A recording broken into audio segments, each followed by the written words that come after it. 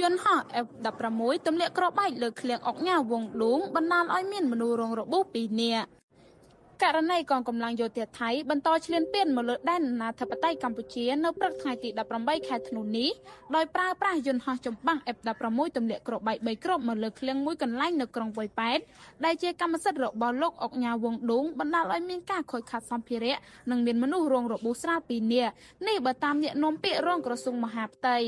លោកទូចសុខៈអ្នកនាំពាក្យរងក្រសួងមហាផ្ទៃបានឲ្យដឹងនារសៀលថ្ងៃប្រហោះនេះថានាព្រឹកថ្ងៃទី18ខែធ្នូឆ្នាំ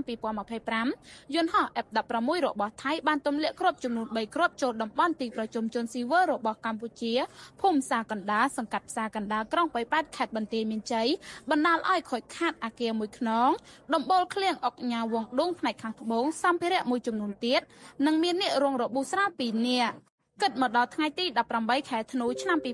2025ដែលជាថ្ងៃទី12ហើយភាគីថៃនៅតែបន្តរំលោភបំពានលើបទឆុកបាញ់និងសេចក្តីថ្លែងការណ៍រួមស្តីពីកិច្ចព្រមព្រៀងសន្តិភាពរវាងកម្ពុជានិងថៃ